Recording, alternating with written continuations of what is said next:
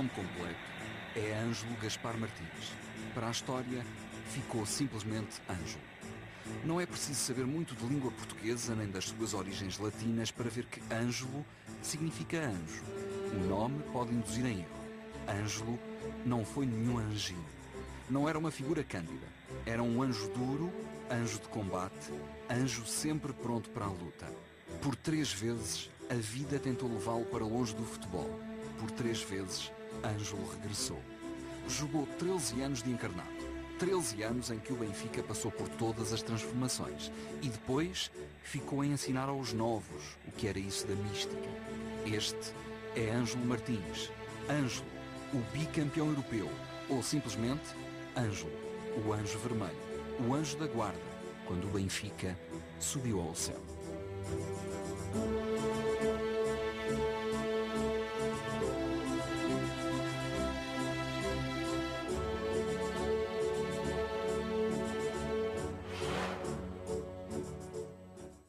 É uma daquelas pequenas coisas que o futebol tem e que o tornam tão fascinante.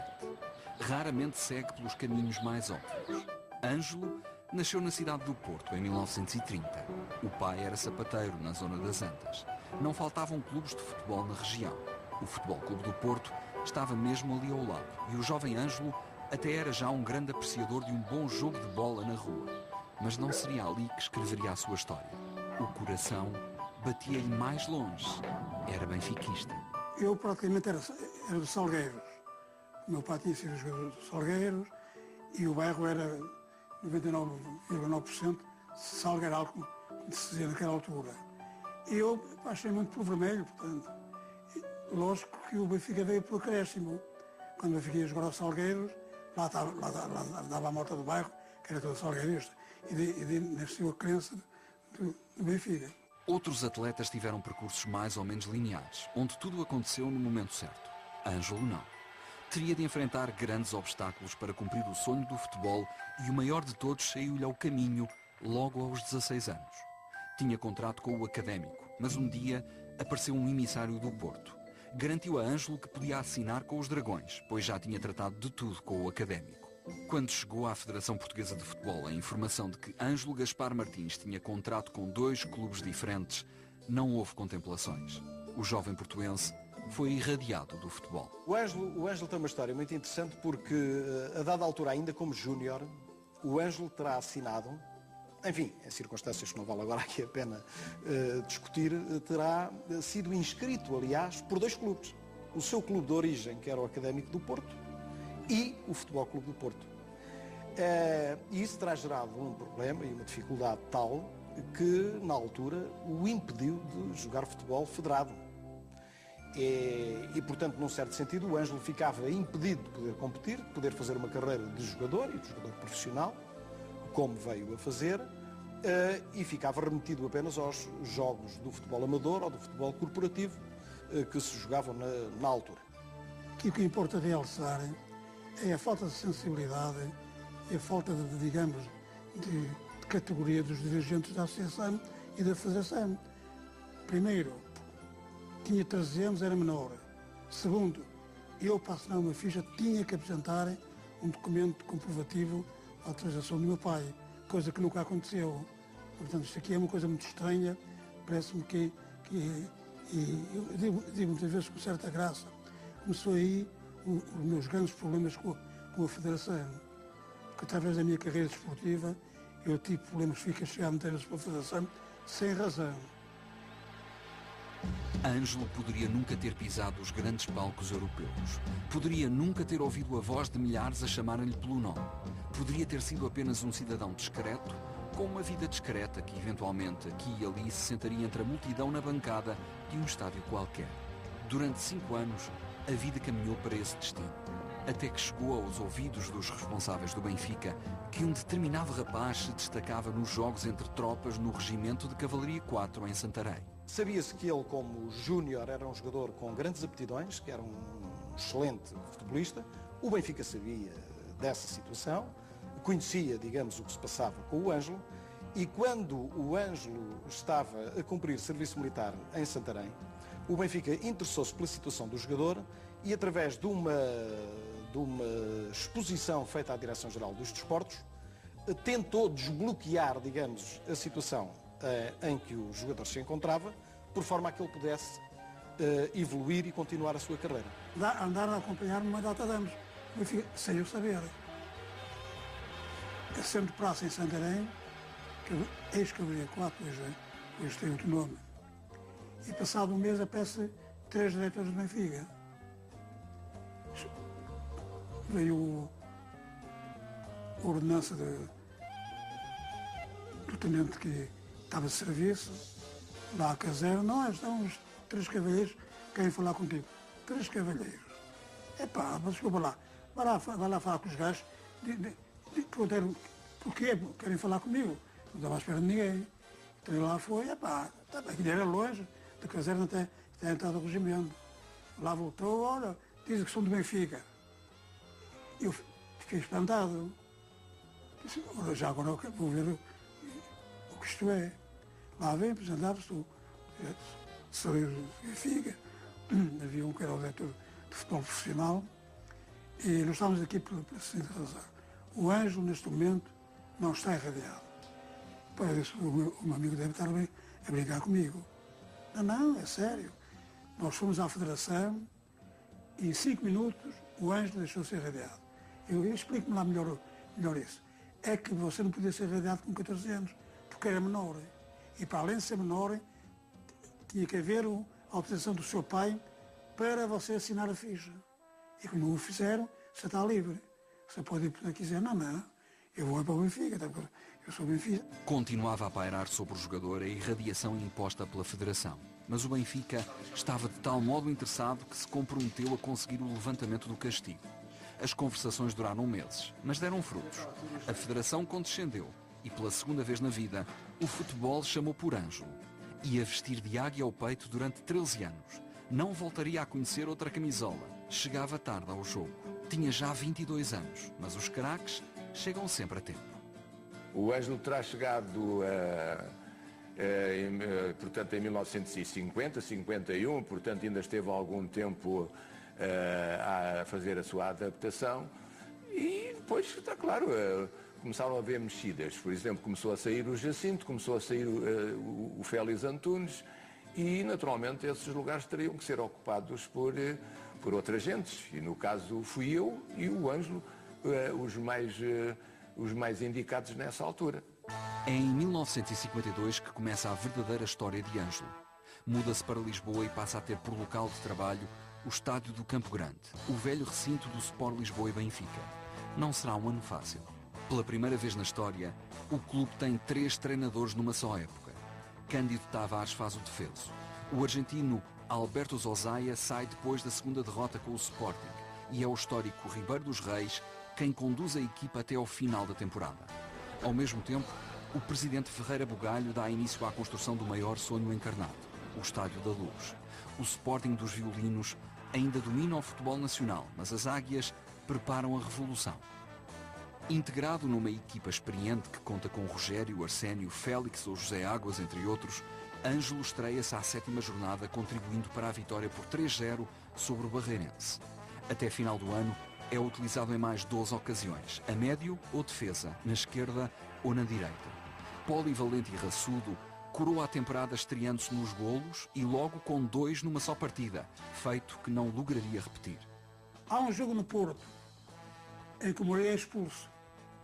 E então eu era o suplente, e o jogo a seguir contra o Barreirense em casa, joguei no lugar de Moreira. Ganhámos 5-2, marquei 2 golos a médio. Olha, nunca mais tive a equipa. O que é que fizeram? Tiraram o Caiado, mais tarde tiraram o Caiado, o Moreira, quando cumpriu o castigo, passa para o meu lugar, eu vou para o médio esquerdo e nunca mais saí. São os últimos dos 6-0 com que o Benfica brinda o mesmo Barreirense nos quartos de final da taça, numa caminhada que só terminará com um eloquente 5-0 ao Porto na final e com a conquista da 4ª Taça de Portugal consecutiva pelo clube encarnado. A carreira de Ângelo estava destinada a não seguir o caminho mais fácil. A primeira chamada à seleção acontece depressa, em setembro de 53, no início da segunda época no Benfica, mas é um batismo que não se deseja ao pior inimigo. A equipa das Quinas é cilindrada por 9-1 na Áustria, em jogo de apuramento para o Campeonato do Mundo. E nesse mesmo ano que eu jogo na primeira equipa, sou convocado para a seleção, porque fizemos um jogo na final da Taça de Portugal, no Estado Nacional contra o Porto. Ganhámos 5-0, fui considerado o melhor jogador em campo. E então fui convocado para uma seleção, para um Mundial. Veja isto. Para o Mundial, estávamos em férias, eu recebi um telefonema da Federação para me apresentar para o estágio. Estávamos em férias. Tivemos 8 dias no Estoril a treinar e fomos jogar contra a seleção da Áustria, que já estava a meio do campeonato. Claro, foi um descalabro. Eu não joguei de princípio. Quem jogou foi o Castela, que era um médico que jogava no Bolonense, que era um belíssimo jogador. E ao intervalo, estávamos a perder 5-0, o César Anjo, não é direito. E fiz um jogo do cara, a segunda parte, já estávamos a perder, perdi por 5, perdi por 10, pá. Foi por 9, mas enfim. O resultado deixa marcas, mas em futebol tudo passa, até as piores memórias. Ângelo torna-se presença regular na seleção e até 1962 há de somar um total de 21 internacionalizações. No Benfica, Ângelo vai ser simultaneamente testemunha e interveniente direto no processo de transformação do clube em emblema de expressão mundial. Assiste ao nascimento do Estádio da Luz e à contratação de Otto Glória, treinador que vem profissionalizar o futebol encarnado. Veio o Otto Glória em 54, fez uma revolução no futebol do Benfica, e aparece o lar do jogador, que foi uma das coisas extraordinárias que se fez, onde os jogadores solteiros viviam a tempo inteiro, os casados, depois do treino de quinta-feira, iam para o lar e ficavam até domingo. Portanto, começou-se a organizar e o Benfica, a partir daí, fomos logo campeões nacionais no ano que veio o Otto Glória e ganhámos a Taça de Portugal. Ângelo adapta-se aos novos processos e vê chegar algumas das figuras que escreverão o destino próximo das Águias, como Costa Pereira ou Mário Coluna. Tudo isto enquanto o próprio futebol internacional está em mudança. Com o fim da Taça Latina e o nascimento da Taça dos Campeões, primeira prova de dimensão verdadeiramente europeia. A nível interno, o Benfica põe termo aos anos de supremacia do Sporting e lança as bases para um futuro a todos os títulos brilhante. Naquela equipa em revolução, Ângelo impõe-se como um pêndulo de regularidade, profissionalismo e dedicação. Conquistar um lugar ao sol tinha-lhe custado mais do que à generalidade dos atletas. Por isso, agarra-o com unhas e dentes todos os dias, a cada jogo, nunca cedendo à facilidade. Impõe a sua personalidade em campo, aplicando-se a fundo em cada lance. Combina força e resistência, técnica e velocidade, mas acima de tudo é daqueles que come a relva. Alguns puseram-lhe a alcunha pouco simpática de sarrafeiro. A maioria defende outra versão. Ângelo é um lutador de fibra, um jogador duro, mas leal. Olha, hoje reajo muito mal quando alguém me fala nisso. Essa conversa titulava-me como sarrafeiro. Eu fui expulso 2 vezes em 15 anos que joguei à bola.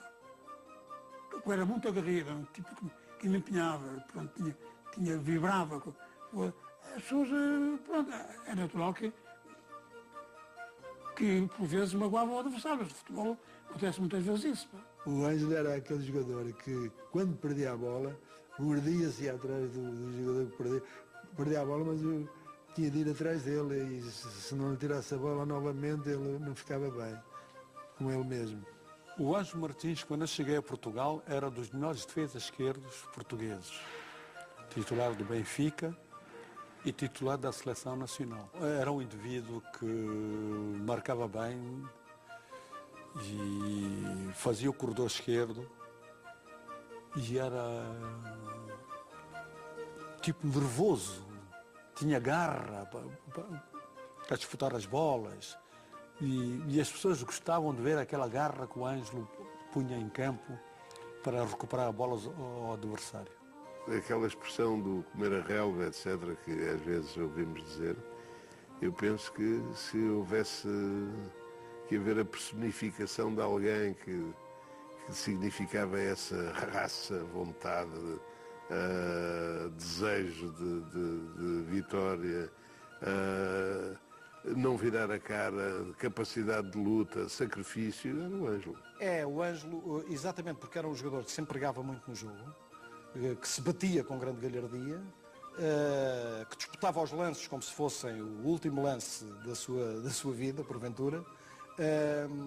A dada altura, evidentemente, jogava na fronteira, digamos, entre a virilidade e disputar o lance, porventura, com um pouco acima disso. Mas na verdade foi sempre um jogador muito dedicado, um jogador que sempre teve muito respeito pelo adversário. Nunca foi um jogador que tivesse ultrapassado as marcas a esse ponto, embora, como digo, fosse um jogador extraordinariamente vivo na disputa dos lances, e isso faz parte da sua imagem, e foi isso que ficou.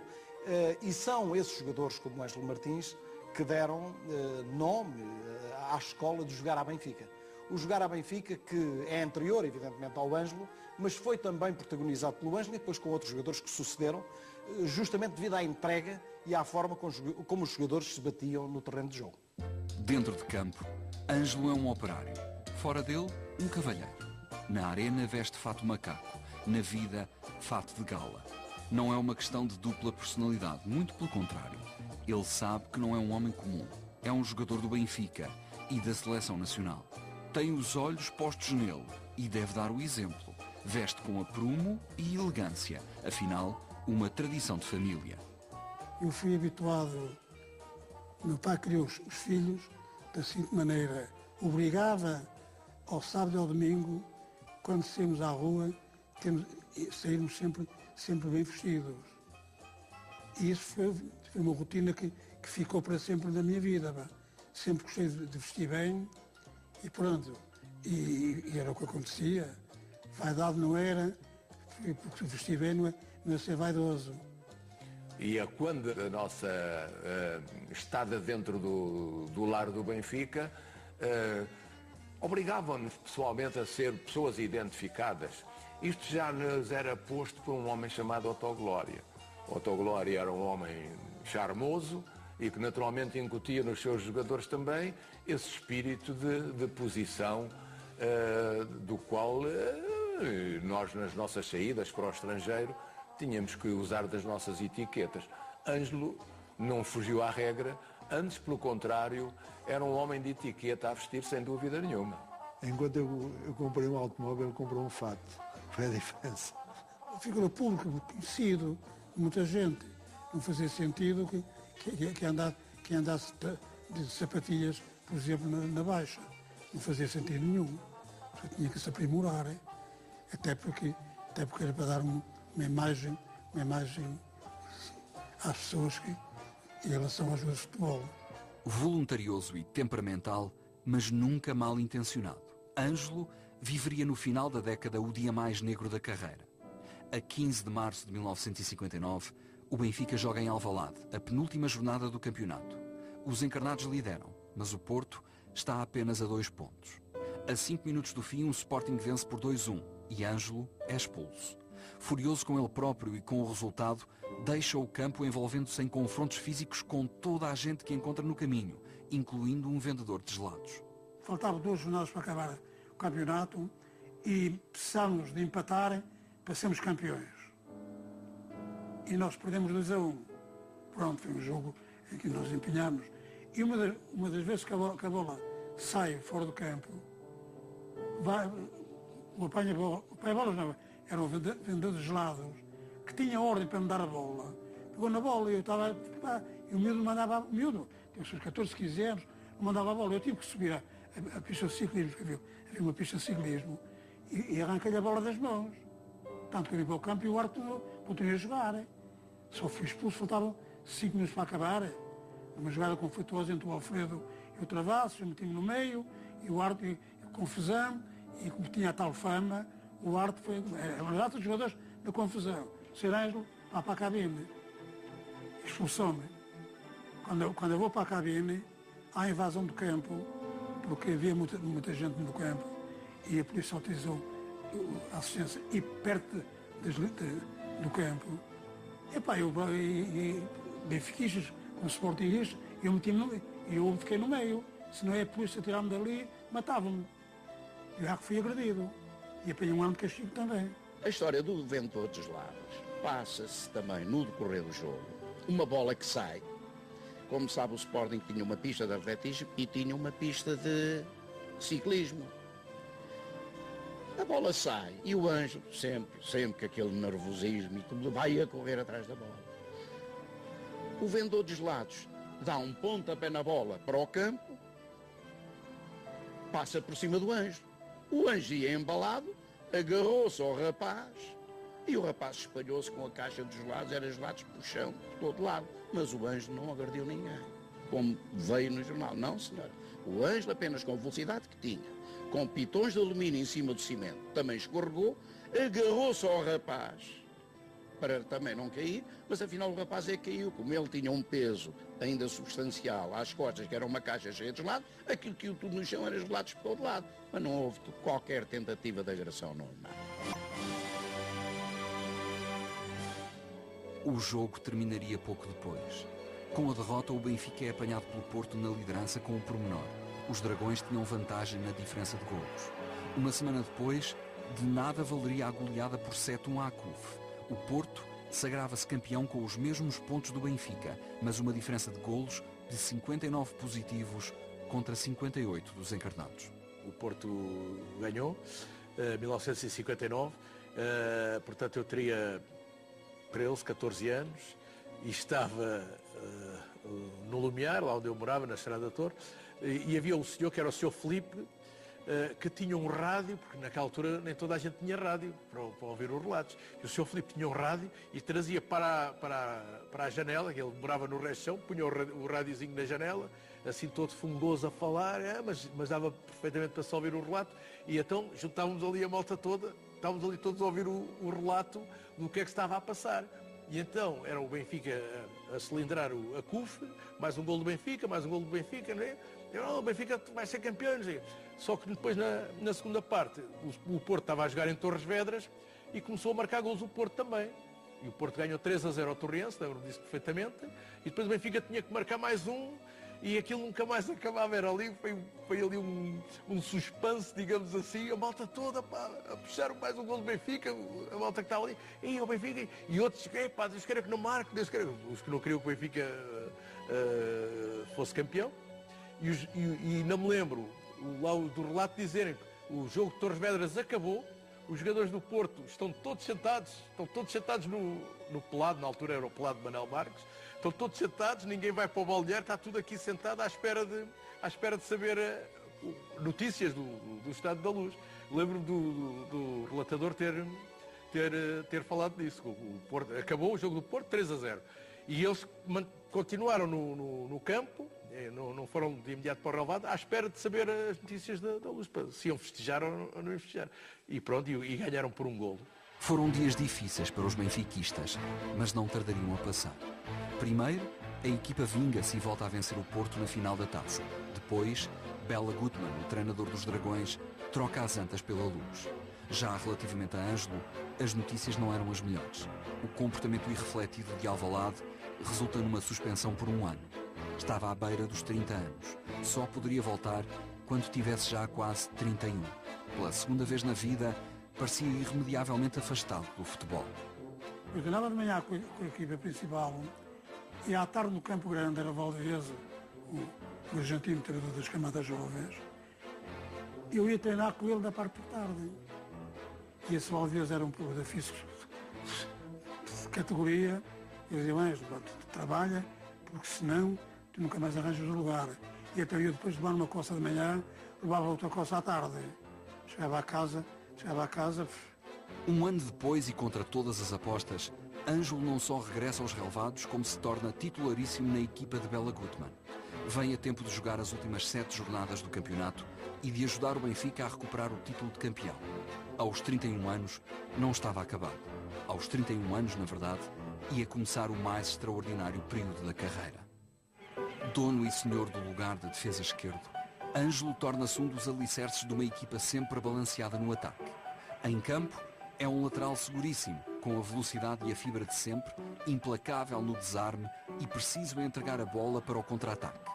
No balneário, é o homem experiente que recebe os jovens talentos, José Augusto, Torres, Eusébio.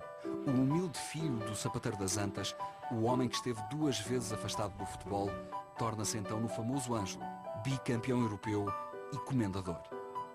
Foi fantástico. Mas a maior manifestação que nós sentimos e o maior orgulho que nós sentimos foi quando chegámos de 61, homenagem feita pelos sócios do Benfica. Foi uma coisa extraordinária.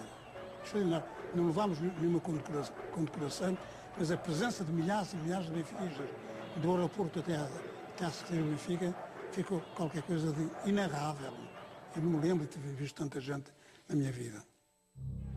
A terceira vez que o destino tentou roubar Ângelo ao futebol foi dramática, mas breve, e aconteceu precisamente quando o jogador tocava o ponto mais alto da carreira. O Benfica tinha acabado de derrotar o Real Madrid por 5-3 e por isso de se sagrar campeão europeu pela segunda vez consecutiva. Mal o árbitro apita para o final do encontro, o público invade o relvado de Amsterdão para abraçar os heróis. Na confusão, Ângelo é derrubado no acesso aos balneários e pisado pela multidão. Um polícia consegue levá-lo são e salvo para a cabine. Ângelo chega a perder os sentidos, mas quando os recupera, reage com humor e emoção. Diz que ainda não era desta que se livravam do velho Ângelo e dedica a taça a Ribeiro dos Reis, falecido 5 meses antes. No final daquele ano de 1962, Ângelo faria o último jogo pela seleção, uma vitória por 3-1 sobre a Bulgária no apuramento para o Campeonato da Europa. No Benfica, ainda jogaria ao mais alto nível até a final da temporada, falhando a final da Taça dos Campeões diante do Milan, mas erguendo mais um título de campeão nacional. Nos 2 últimos anos de carreira, iria desaparecer gradual e naturalmente da equipa. A defesa tinha agora muitas opções e mais jovens. Raul, Jacinto, os promissores Luciano e Malta da Silva. E ainda Cavem e Cruz, que tinham recuado do miolo para o setor defensivo.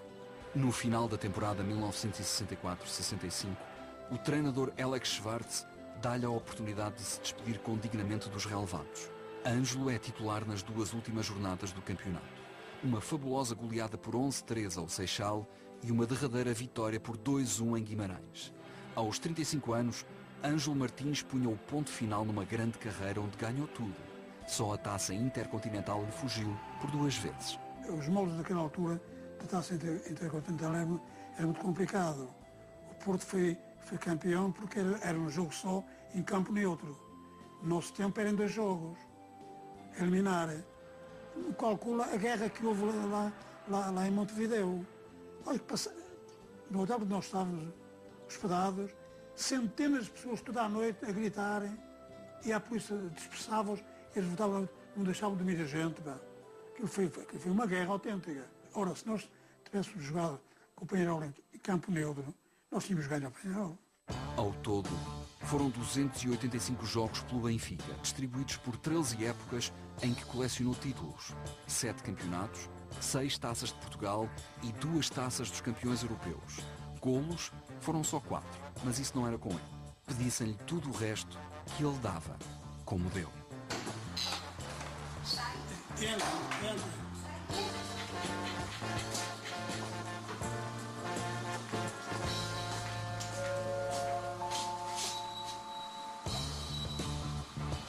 Esta fotografia é do France Futebol, na altura em que diz Benfica, sucessor do Real. Disputou uma final em cima contra o Real Madrid, a equipa que ficou no lugar do Real Madrid. Portanto, mandaram para o Benfica e eu depois comprei, mais tarde comprei. Esta fotografia está no Jardim Zoológico. Fomos lá entregar um urso que nos ofereceram quando ganhámos ao Real Madrid. E então fomos equipados e tiramos esta fotografia que é muito gira. Esta é uma fotografia, em que o Zé Águas já tinha ido para Viena. Salve foi a terceira taça que nós perdemos. Está aqui esta taça, que é o troféu que Copa dos Campeões Europeus, portanto, esta é alusiva a uma das taças dos Campeões Europeus. Não tenho a data, se é 61, se é 62. Isto é uma medalha que é de comendador ao mérito desportivo que foi-nos posta pelo Presidente da República de então, o Almirante Américo Tomás. Temos aqui uma medalha também, que é a medalha de honra da Assembleia Geral, que poucos jogadores, aliás só os bicampeões europeus é que têm esta medalha. A minha festa de despedida do Sport Clube Benfica, ao seu internacional, Ângelo, 19/10/66.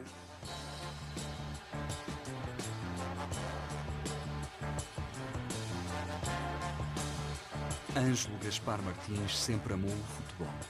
O destino tentou separá-los por diversas vezes, mas a vontade do homem foi sempre mais forte.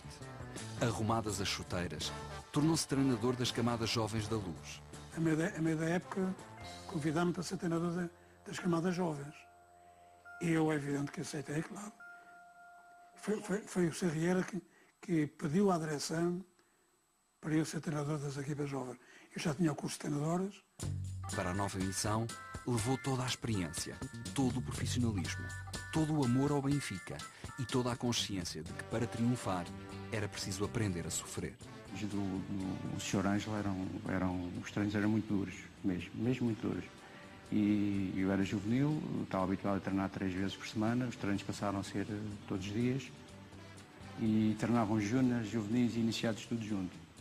Ou seja, júniores à frente, juvenis a seguir e iniciados atrás. Quem não está habituado e vem de treinos menos exigentes para treinos muito exigentes, nota a diferença. Eu notei bastante. Eu posso dizer que na primeira semana de treinos emagreci 8 quilos.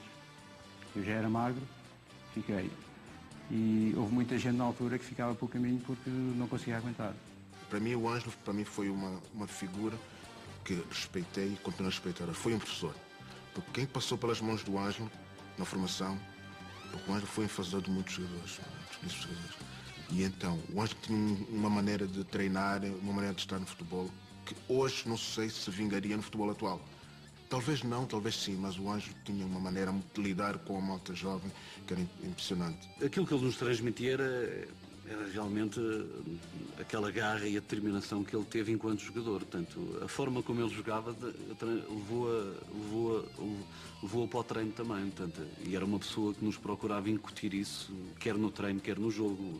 Portanto, isso sim, isso tenho isso bem presente. E acho que o Ângelo teve um trajeto bastante interessante e como já disse, e responsável pelo aparecimento de muitos jogadores. Eu tenho muito de estar no banco como treinador, tenho muito de Mr. Ângelo viver os jogos de tal maneira de entregar-se àquilo que está a ver, porque de certeza que o Mr. Ângelo na altura ainda gostava muito de jogar a bola, estava no banco e vibrava com o jogo, como eu hoje em dia ainda gostava muito de jogar a bola, mas não pode ser. Mr. Ângelo era de tal maneira, entregava-se ao jogo que era uma coisa indescritível. Vivia se calhar mais o jogo do que as pessoas a verem o jogo. Era um jogo dentro de outro jogo. E nesse sentido os jogadores sentiam-se responsáveis daquilo que estavam a fazer, porque sentiam que alguém gostava por eles. Nesse sentido, o Mr. Ângelo, se a gente repararmos que o Benfica nessa altura tinha mais de 80, 90% de jogadores feitos nas camadas jovens e todos passaram por Mr. Ângelo. Deu para perceber que o trabalho para o Ângelo era aquele trabalho tinha que ser com sacrifício, com motivação, com dor, com suor, com lágrimas, com sangue, porque é já dele, portanto, ele é um homem que leva tudo a sério, portanto, eu não me lembro, portanto, quando ele foi jogador, não me lembro porque era miúdo e não me lembro, mas as pessoas falam, mas depois também tive a felicidade de o ter como meu treinador e não há dúvida que ele exigia muito, já na altura, dos jovens jogadores, com 15 anos, 16, ele exigia muito, era como se fôssemos profissionais e o respeito que existia de treinador, jogador, treinador era criar ali uma mística grande para que o Benfica, em termos futuros, tivesse uma linha, portanto, um horizonte cheio de felicidade e, sobretudo, com êxitos. Ele queria que esses jogadores caminhassem, portanto, em passos curtos, mas seguros, em que, se senhor, estes jogadores têm qualidade, já sabem o que é mística, já sabem o que é o Benfica, portanto, não vão ter problemas em ser jogadores profissionais do Benfica. E o Anjo transmitia muito isso. A juventude não compreende que são muitas coisas. E então é a razão deles dizer, o misto era terrível. Era terrível porque se vocês querem ser profissionais, tem que saber sofrer agora. Porque o profissional tem que ter espírito de sacrifício e sofrimento. 28 de 78, obras sociais, Sport Lisboa Benfica. Ser Benfica é a honra de muitos, servir o Benfica e responsabilidade acrescida. Ao Ângelo, que o Benfica o serve, que é do Benfica e que serve o Benfica. Foram 30 anos a dilapidar diamantes. O mestre Ângelo venceu 2 campeonatos nacionais de iniciados, 6 de juvenis e 7 de júniores e, acima de tudo, fabricou uma impressionante galeria de campeões. Humberto Coelho, Nené, Vítor Martins, Artur Correia, Cheu, Jordão, João Alves, Oxalana são algumas das joias da coroa de um homem a quem o Benfica deve décadas de sucesso. Foram 2 anos magníficos e eu tive a noção exata de o que é que era representar o Benfica, não é? E representar o Benfica era não fazer concessões com nada. Portanto, nem com a vida particular, nem com outro. Era encarar as coisas de uma forma quase, já naquela altura, quase profissional, para poder atingir aquele objetivo. E outra questão que nos ensinou é que no Benfica não se perde. Não se perde. Não se deve perder. E, portanto, nós não sabemos perder. Nós não... Ninguém gosta de perder, mas eu não gosto de perder. Naquela fase em que eu portanto, estive na formação do Benfica, em que o Ângelo, portanto, naquela altura normalmente havia uma equipa de juvenis e uma equipa de júniores, não havia mais, e era o Ângelo que treinava as duas. Não é? E nessa fase o Benfica, portanto, ganhava quer em juvenis, quer em júniores, portanto o Ângelo deve ter sido, não se faça a mínima ideia, portanto eu quando lá estive fui campeão nacional de júniores, campeão nacional de juvenis, as equipas antes de mim também foram campeões nacionais, e portanto foi muitas vezes campeão nacional. Agora. Não há borracha nenhuma muito grande que apague o que o Ângelo fez na camada júnior, juvenis e iniciados. Sozinho. É que hoje há preparadores físicos, há treinadores para várias equipas e ele era sozinho a fazer aquilo tudo. E ele ganhou imensa coisa. Lá ele ter feito ser um bom jogador no Benfica, ganhar aqueles campeonatos. Mas para mim, a parte de júnior, juvenil, iniciados, ele sozinho a fazer aquilo, para mim é uma gratidão muito grande que eu vou muito feliz quando partir. E ganhamos muitos campeonatos, mas o que me deu mais gozo, mais satisfação, foi o pessoal que saiu das camadas jovens. O Fidalgo, o Arturo Russo, o Artur Correia, que fui buscá-lo ao futebol Benfica, Humberto, o Baixo Lopes, o Odivelas, o Alberto que veio da Guiné, que andou aí, ninguém o quis, um dia passamos no Estado da Luz, já era júnior, chegou lá, eu sou primo do Cavuns, o Cavuns era um jogador que eu tinha, que era um belíssimo jogador. E disse, primo, mas o que é que tu queres? Eu assumi me deixa treinar. Pronto, já vai da cá. Empregado, equipas só.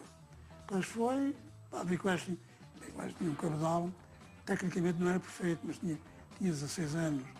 Sou capaz de morrer lá este diamantezinho. Foi internacional. O Alberto. Depois o Alves, o Luvas Pretas, o Cheu, o Xalana, o Vítor Martins, o Norton de Matos, que ainda foi um jogador que andou aí na berra, o Jordão, o Humberto. Isso dá-me um gozo extraordinário. O Ângelo Martins foi de facto uma grande figura do Benfica. E não foi apenas grande figura do Benfica como bicampeão europeu. Todos sabemos que os bicampeões europeus ou os campeões europeus fazem parte de uma galeria muito especial. Mas, de facto, o Ângelo Martins eu considero uma grande figura do Benfica, quer como futebolista, quer como treinador, e como treinador das equipas mais jovens do clube, quer como benfiquista, que é, de facto, simbólico, é paradigmático do benfiquista. Foi, de facto, uma figura extraordinariamente importante que eu tive o privilégio de poder acompanhar como treinador, não como jogador, visto que na altura não tinha idade para isso. Era muito jovem e, portanto, tenho uma ideia muito difusa daquilo que pode ter sido alguma intervenção do Ângelo, mas a verdade é que, como treinador, estando na altura ligado ao Jornal do Clube, eu pude acompanhar de muito perto o Ângelo Martins e tenho pelo Ângelo, portanto, uma grande simpatia e, sobretudo, uma grande admiração. E considero, de facto, um grande exemplo no Benfica. Ângelo Gaspar Martins, fazedor de campeões, Lisboa, 22 de maio de 77. Isso foi a oferta dos jogadores da Entampa. Isto é uma camisola muito bonita. Tem aqui, por exemplo, os campeões europeus, tem o nome, A Martins, isso é para pôr Ângelo. A Martins ninguém conhece, mas enfim. Isto eram as faixas que davam quando éramos campeões nacionais. Isto era bonito. Passada a barreira dos 80 anos, Ângelo Martins está reformado, mas continua um espectador atento do futebol. Assistir a todos os jogos na Luz é um ritual entre outros, como a visita diária ao mercado e o passeio regular entre a casa onde vive, no centro de Lisboa, e o aeroporto da Portela. São muitos quilómetros a pé que provam ainda hoje a fibra de que se faz um bicampeão europeu. Faço muita coisa, saio, faço umas compras, ajudo a minha mulher nas compras, não é cozinhar, porque eu cozinhar e gosto muito é de comer, sou um bom prato. E pronto, é a minha vida, vou ao estádio de Luz, jogos todos. Ao Porto, regressa de quando em vez. No entanto, quando passeia pela zona das Antas, onde nasceu, não vê o Estádio do Dragão. Vira a cara para o outro lado da rua. Nem sabe de que cor seja o dito cujo. Eu tenho uma irmã que, para ir ter com ela, tenho que passar ao estádio das Antas e vir a cara para o contrário. Nem sei se é azul, se é encarnado, se é preto. Nem que pagasse uma viagem para ver lá um jogo do Benfica, eu não ia. No Benfica ainda desempenha funções uma vez por outra, mas noutra qualidade, a de modelo. Ao lado de antigos companheiros e jovens promessas, apresentou ao grande público as camisolas encarnadas para as temporadas 2010-2011 e 2011-2012. Como eu disse na altura da entrega dessa camisola, um diretor, a camisola é muito bonita, mas o mais importante de tudo isto é o corpo que estiver por baixo desta camisola. E eu disse, senhor, estou de acordo consigo, é realmente muito bonita a camisola. Mas a camisola não ganha jogos. O corpo que é por dentro da camisola é que tem que os ganhar. Tem que saber jogar a bola, tem que ter coração, tem que ter alma. Eu, nesse aspecto, tenho que tirar o chapéu à atual direção do Benfica, porque acho que a forma como a história do Benfica tem sido perpetuada, e aliás estes programas são disso uma imagem clara e um exemplo inequívoco, a forma como o Benfica tem respeitado a sua história e a tem dado a conhecer aos vindouros é absolutamente fundamental. Um clube que tem uma história como o do Benfica, que só 3 ou 4 clubes europeus se podem gabar de ter uma história, digamos, tão grandiosa quanto a do Benfica, deve ser dada a conhecer. Nós devemos ter o maior orgulho exatamente nessa história e é um ponto de partida para podermos perpetuar esses êxitos, esses sucessos. E, portanto, eu acho muito bem que o Benfica faça uma permanente conjugação entre a atualidade e aquilo que foi o seu passado, juntando atletas de gerações anteriores, chamando-os ao estádio, comemorando datas que efetivamente são relevantes e que são muito importantes no historial do clube e permitindo, de facto, que nós possamos ter orgulho, não num clube qualquer, mas num clube centenário, em que as vitórias são uma constante ao longo da sua existência. Jogador de exceção, referência de profissionalismo, trilhou um caminho árduo para chegar onde chegou. Aprendeu com as dificuldades a ser homem, jogador e mestre. Entregou-se a cada minuto de jogo com o ardor de um apaixonado incondicional. Dedicou mais de metade da vida ao Benfica, o mesmo Benfica que o resgatou para o futebol. Foi um dos melhores laterais esquerdos de sempre do clube encarnado e, mais tarde, um dos seus mais importantes técnicos. Subiu da Travessa das Antas ao cimo da Europa, sempre com o mesmo olhar de homem simples e autêntico. Nasceu Ângelo Gaspar Martins, mas para a história ficou simplesmente Ângelo. Anjo duro e generoso, anjo encarnado, anjo da guarda das águias, na sua subida aos céus.